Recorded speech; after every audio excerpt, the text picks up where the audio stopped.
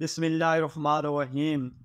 मेरे दोस्तों, भाइयों और मुसलमान भाइयों, प्यारे मुसलमान भाइयों, हज़रत इमाम अहमद रज़ा हमदानी रहमतुल्लाह अलैह के बारे में मैं कुछ बताना चाहता हूँ कि मैंने किताब में पढ़ा है कि आप हज़रत इमाम गज़ाली के भाई हुज्जतुल इस्लाम हज़रत इमाम गज़ाली के भाई अहमद गज़ाली के मुरीद व खलीफा थे और आपका मकाम बहुत बुलंद था।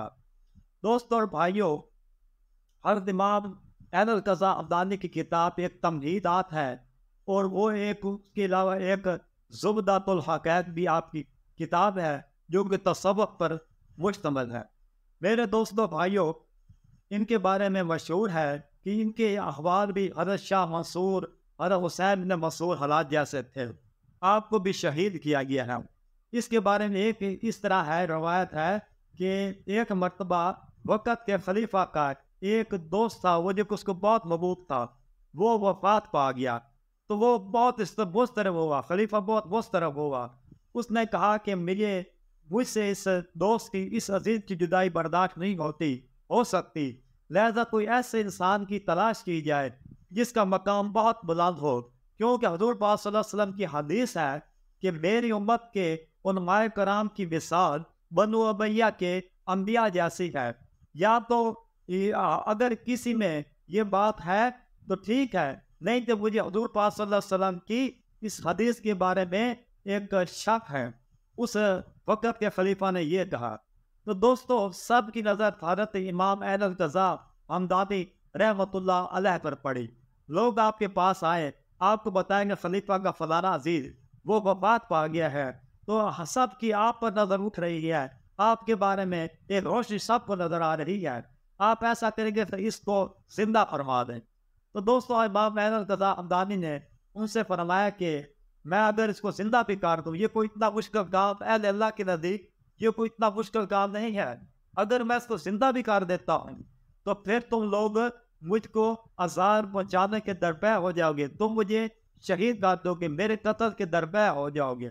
लोगों ने कहा नहीं जी, हम आपसे वादा करते हैं, आप इन्हें जिंदा करते हैं, हम बिल्कुल आपको किसी किस्म का आज़ार नहीं पहुँचाते।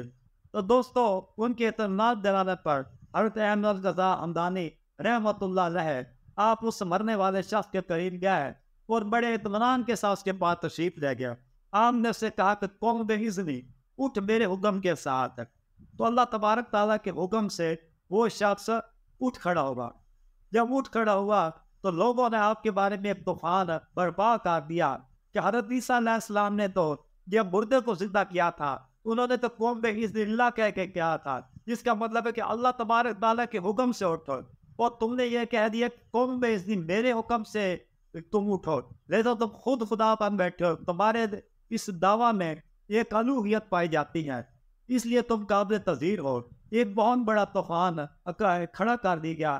इमाम अहमद रज़ा हमदानी पर एक बहुत बड़ा ये तूफान खड़ा कर दिया गया। हत्ता कि खलीफा वक़्त और कादियों ने मिलकर ये फैसला किया कि इनको बोरी में बंद करके इनकी लाश को आग लगा दी जाए।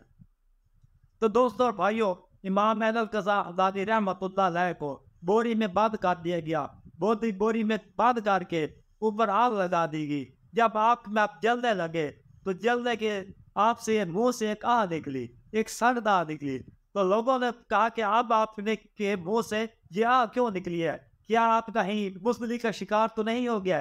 क्या आपका हौसलगी का शिकार तो नहीं हो गया? क्या आपसे ये अब ये चीज़ बर्दाश्त नहीं हो रही? आपने तब ये आह निकाली है।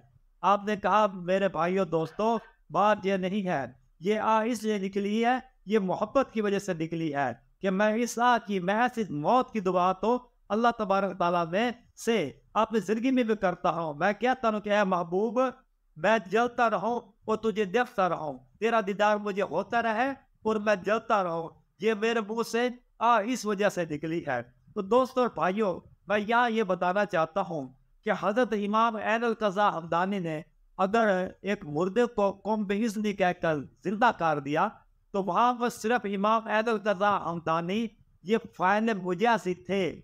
फ़ाइल हकीकी अल्लाह तबारक ताला की ज़ात है। अगर अल्लाह तबारक ताला चाहे ना चाहे तो कोई वली अल्लाह ये किसी मुर्दे को जिंदा नहीं कर सकता, क्योंकि हकीकत मजाज से जुदा नहीं है। अल्लाह तबारक तआला ऐनुल क़ज़ा हमदानी के साथ है।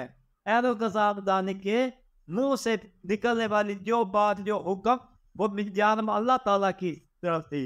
इसलिए इल्हाम इक़बाल ने सही फरमाया है, कहा कि हर लहजा मोमिन की नई शान नई आन, हर लहजा मोमिन की नई शान नई आन, गुफ्तार में किरदार में अल्लाह की बुरहान, कहारियो अफारियो कुद्दूस जबरूत, कहारियो अफारियो कुद्दूस जबरूत, ये चारों इनासर हो तो बनता है मुसलमान। मेरे दोस्तों भाइयों, मोमिन जो अल्लाह का बंदा है, जब वो बोलता है उसके मुंह से निकलने वाला लफ्ज ये जानब अल्लाह तबारक ताला की तरफ से होता है।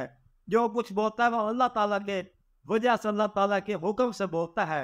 अगर हुजूर पाक सल्लल्लाहु अलैहि वसल्लम के बारे में ये कुरान पाक फरमाता है, वमा यंतिकु अनिल हवा, ये लोग, ये हुजूर पाक सल्लल्लाहु अलैहि वसल्लम अपने ख्वाहिशात नफसानी से नहीं बोलते। इन्ना इल्ला हुवा वहयु युहा, ये जो कुछ बोलते हैं ये अल्लाह ताला की तरफ से वही होती है।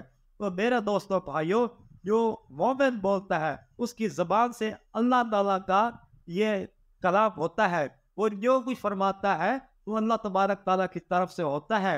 और जाए कराम ने इतनी बेहतरीन अच्छी अच्छी किताबें लिखी, अच्छे अच्छे फन पारे तहरीर किए, जो कलाम लिखा गया वो मिन जानब अल्लाह ताला होता है।